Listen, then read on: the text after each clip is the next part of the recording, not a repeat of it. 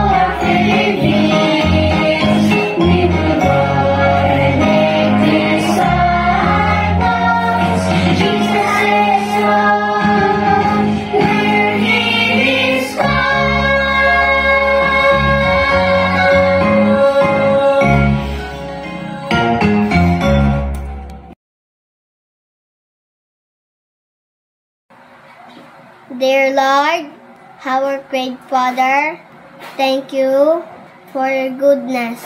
Thank you for your love. Thank you for your kindness. Please forgive us from our sins. Please guide us and protect us against evil. Please give us love, strength, life. This is pray in Jesus' name. Amen.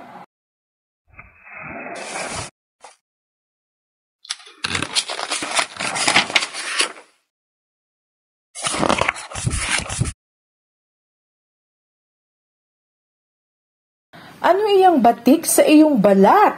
Ang tanong ng asawa ni Naaman. Napansin ko kamakailan lang ang wika ni Naaman. May kakaibang nangyayari sa kanyang balat. Nagsimula siyang magkaroon ng maputing paltak sa buo niyang katawan. Walang kagamutan at walang gumaganang gamot. Parang may ketong ka, ang wika ng asawa ni Naaman. O hindi, paano ako makakapagpatuloy sa pagiging pinuno ng mga sundalo kapag may ganitong sakit? Ang buntong hininga ni Naaman. Pinuno ng sandatahang hukbo si Naaman sa ilalim ng hari ng Syria. Siya ang nangangasiwa sa lahat ng mga sundalo sa hukbo ng hari.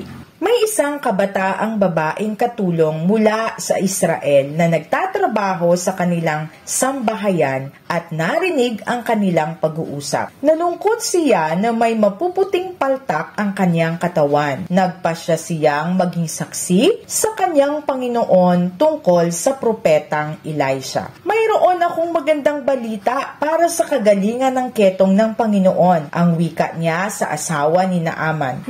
Pinapagaling siya ng Diyos, ang wika ng kabataang katulong. Mabilis na tumakbo ang asawa ni Naaman upang sabihin sa kanyang asawa. Hindi malaman ni Naaman kung ano ang iisipin. Tanggapin ang payo ng isang aliping babae, gayunpaman ay nakinig siya. Nabanggit ng batang katulong ang pangalan ni Elisha na pinatnubayan ng Diyos. Matutulungan ni Elisha si Naaman. Kailangan puntahan ni Naaman ang propeta Elisha sa Israel upang malaman kung ano ang kailangan niyang gawin upang gumaling sa kanyang ketong. Isang mahabang paglalakbay ang magtungo sa bahay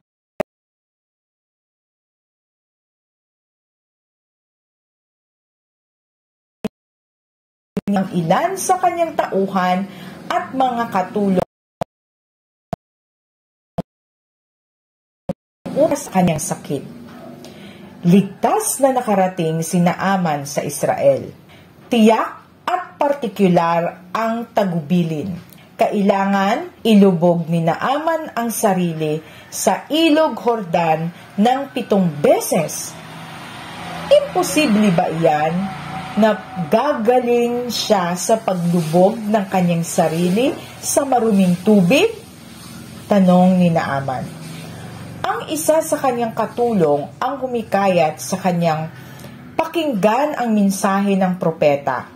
May takot sa mukha, pumunta sa tubig at 7 beses na inulubog ang sarili sa tubig.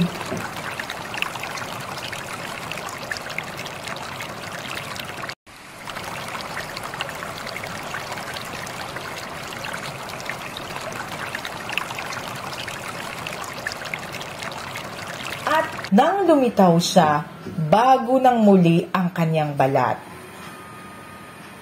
Tunay na isa itong himala. Walang ibang tunay na Diyos maliban sa Diyos ng Israel, ang bulalas ni Naaman. Hindi lang nagtatrabaho ang kabataang katulong para kay Naaman, kundi naging mabuti itong kaibigan. Ang pananampalataya ng kabataang katulong sa Diyos at kanyang pagsaksi ang tumulong sa iba tulad ni Naaman upang makita kung gaano makapangyarihan ang Diyos. Hindi mahalaga kung anuman ang iyong gulang. Bibigyan ka ng Diyos ng lakas upang tumulong sa mga nangangailangan. Sa susunod na makakaramdam ka ng sama ng katawan, alalahanin ang kwentong ito at kung paano ka pagagalingin ng Diyos.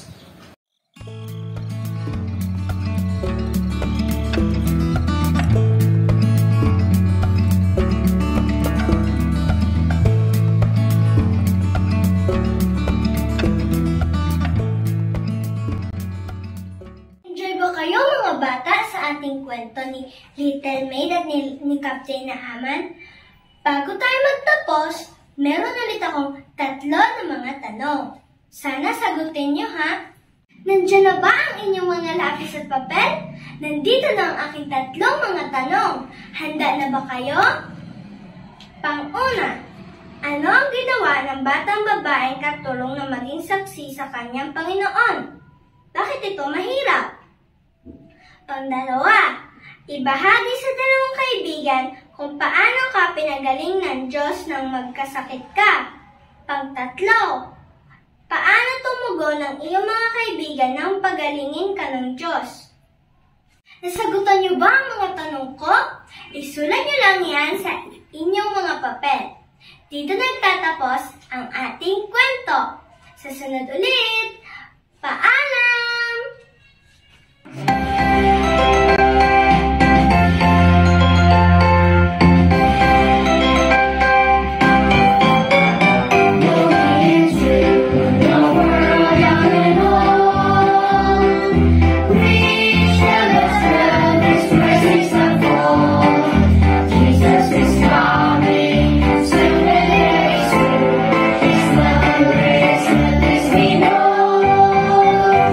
We are not here.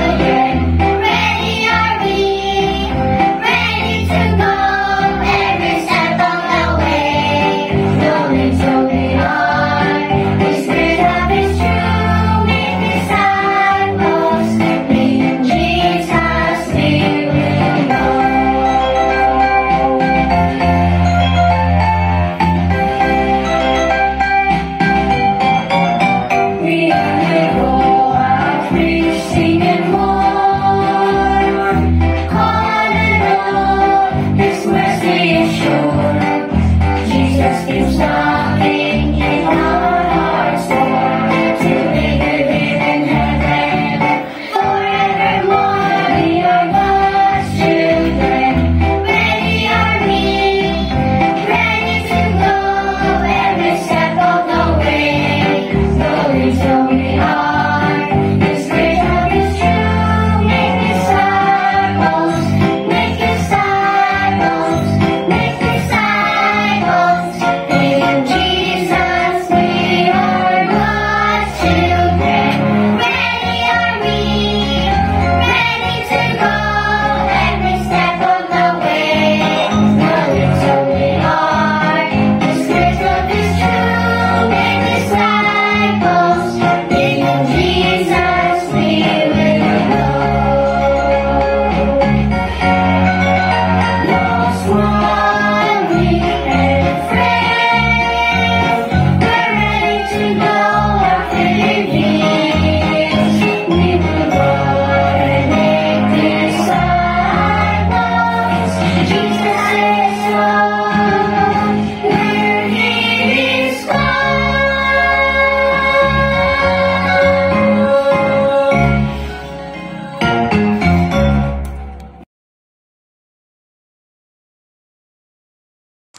Dear God, maraming salamat po sa mensaheng aming napakinggan. Tulungan ninyo po kami na maging pagpapala sa aming kapwa. Maraming salamat po sa pagtugon sa aming panalangin sa pangalan ng aming Panginoon Jesus. Amen.